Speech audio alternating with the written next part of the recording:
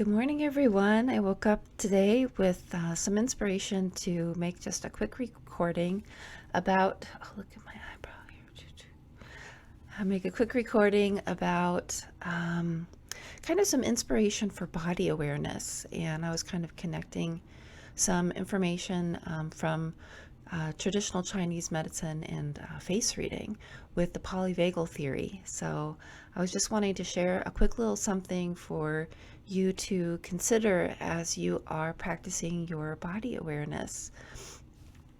So we were talking about how with the polyvagal theory there is this actually wiring in the mammalian nervous system that wires us up for social connections as a survival strategy.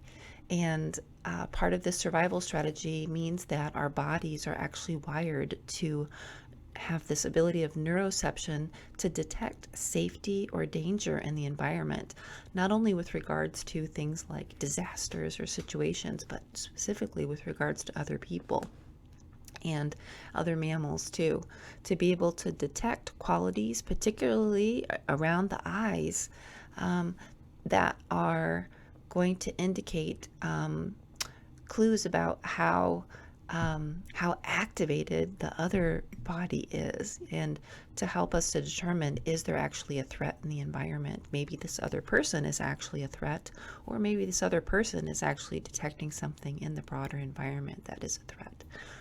So in traditional Chinese medicine and face reading, there is this. They've noticed these kind of patterns in the face that I'm starting to map and connect with the model of polyvagal theory, and so there's in Chinese face reading the eyes, more like the midsection of the face, the eyes, the nose, and the ears, this area here. They look at this area and kind of look at that area separately from the mouth area, the lower part of the face, and separately from the top of the face. And when they're talking about these different areas, they are looking for these kind of different qualities that they actually do end up somewhat associating or patterning with different personality traits. But so the top of the head is going to be more associated with qualities of yan, which is, I'm not super expert in this, but in Chinese medicine terminology, but this is more of like a thinking, a cognitive type of processes that they associate with what is appearing in this area of the face. And then this area of the face, more across the eyes and the nose. Excuse me, my alarm's going up.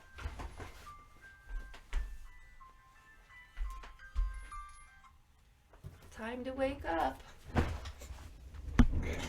Okay, so across this area of the face is more associated with qualities of I can't even quite map it yet. I'm not good enough with their system, but it's more like a somewhat more of a spiritual quality. Sometimes the shin quality will show up in the eyes, and then this more sensory quality is showing up here in this area, and it's a little bit more like the nose is maybe going to be more associated in the eyebrows, like how do you do things in the world. This is more of like a practical area, like getting things done. Connecting with other people, connecting with your purpose is all kind of through this middle section of the face. And then the bottom part of the face, the mouth, is much more connected with like what's sensual, what's yin quality in the experience or in the body. It's going to show up more in this area of the face. And so they look at wrinkles is a way that the traditional Chinese medicine practitioners will kind of look for clues about what's going on physiologically with the person and with the person's personality. It's like there's these links all over the place. but they'll look for clues. And so with the body awareness, I thought I'd just bring this in really quickly for you to maybe be curious about your face, maybe be a little bit more curious about your face and what's going on there. And some of the things that they recommend looking at is like look for wrinkles. What's going on in the wrinkles of the face in the different areas, the triplex three areas, the forehead, kind of the midsection, more the eyes and the nose area, and then the mouth. Look in these three separate areas and the wrinkles. So just kind of starting with the top, we can look for in the forehead wrinkles. How many wrinkles do you have in your forehead? Do they go all the way across your forehead? Are there some that go diagonally? Those can be interesting things to look at, and you could maybe just notice what at this point, have some awareness about that. Maybe over time with the personality, we can get into kind of puzzling over maybe why some of those lines might be there. But for now, maybe just noticing what kind of things do I have going on in my forehead, and then maybe coming down into this other area here through the eyebrows, the eyes, and the nose, and notice what's going on here. Something interesting to maybe notice would be wrinkles around the eyes, what shows up along the side, what shows up underneath the eyes, what types of wrinkles. There's sometimes people will have really interesting wrinkles in between the nose. There can be some wrinkles sometimes that show up that go across this area. Sometimes there's a wrinkle that shows up in the middle, here in between the eyes. And it's just kind of be curious about with your body awareness, let's take a look at what shows up in those areas. And then here in this part of the face, same thing. Be curious about what are the kinds of wrinkles that show up in this part of the face. Sometimes there is, and also just the basic, qualities and proportions of the face too, can be interesting to note. And you can look your profile or straight on. But here, this area, the philtrum, I think it's called, is, how big is this area? And what are the bumps that are going on here? Do you have a wider area, a narrower area? Sometimes there can be a wrinkle that even shows up here, and to just notice that with your body awareness. And then qualities of the mouth, and the wrinkles around the mouth. Sometimes there's little lines that can show up here around the mouth. Sometimes there's some deeper grooves that can show up here or out here. Dimples can show up. Just maybe notice with your body awareness what's showing up. And then the chin, another quality here to notice any dimples or lines on the chin. And then, yeah, just the quality and the proportion of the face, kind of the different areas and how their relative proportion. So like how heavy or prominent is the jaw? How prominent is the chin? The nose?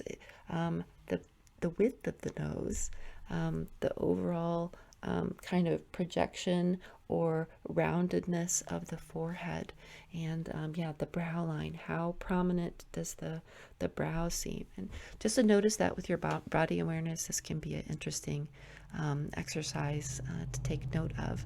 And I'll just throw in really quickly some of the basic things about the wrinkles, just maybe jumping into some of the maybe why portion, would be at least maybe mapping it back to the polarities of practice that I've set forth in the triplex training. So I was noticing like, sometimes these really interesting horizontal lines show up on the face.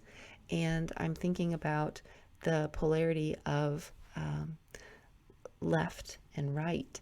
And what might it be if there's some sort of physical something showing up in the body that's almost like this line that separates left from right? And I was just kind of curious about that as an idea. And then sometimes there's this horizontal wrinkle that can show up in the face right about here, and I was kind of puzzling about, well, that's an interesting line that shows up that's somehow separating something that's top to bottom. And when it shows up here in the face, this observation that, well, what's above in this case is the more the brain portion or the top of the head versus this more middle section of the face, which in the polyvagal theory is all very much wired up into our social, our ears and our eyes, very much wired directly to that vagus nerve, directing our ability to detect safety and danger in the environment, and then also to modulate our social interactions and our safety senses of safety and danger with regards to our social interactions.